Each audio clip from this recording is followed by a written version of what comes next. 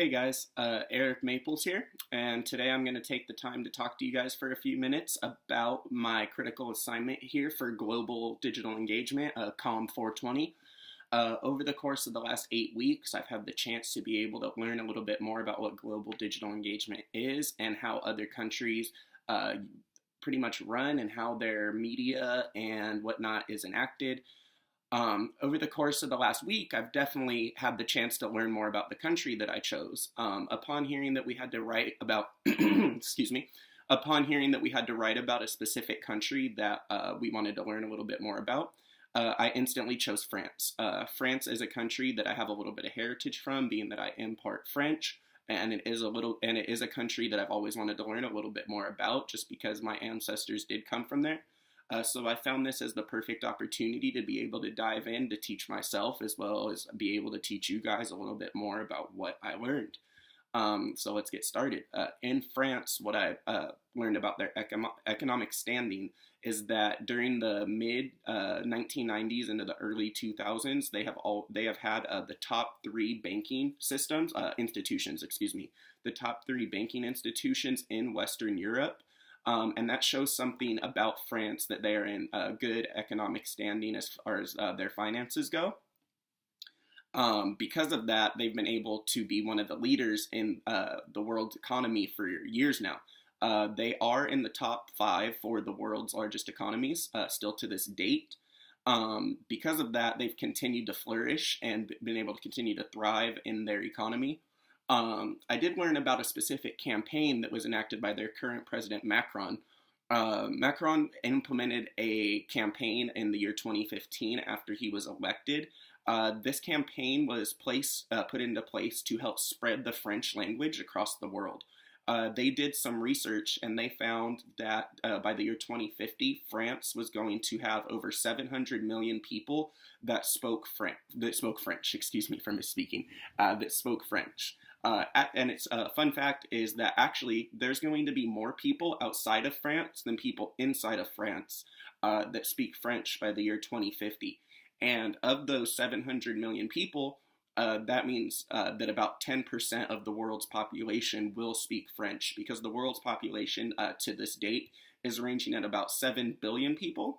So being that 700 million people will be speaking French by the year 2050, that holds up for about 10% of the world's population. And within that 10%, 80% of the people that speak French will come from the continent of Africa.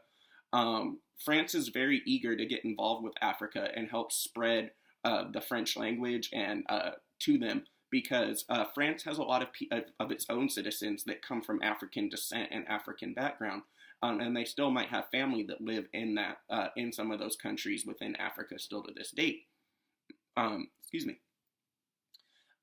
France has also been very involved in the United Nations over the course of the years, as well as many other international organizations, but the United Nations they've been very directly involved with.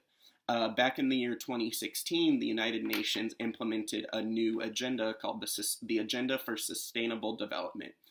This agenda set out 17 different goals that they wanted to reach, and France was actually one of the first countries to support the United Nations in their goal of being able to sustain life here on Earth for many, many, many, many years to come.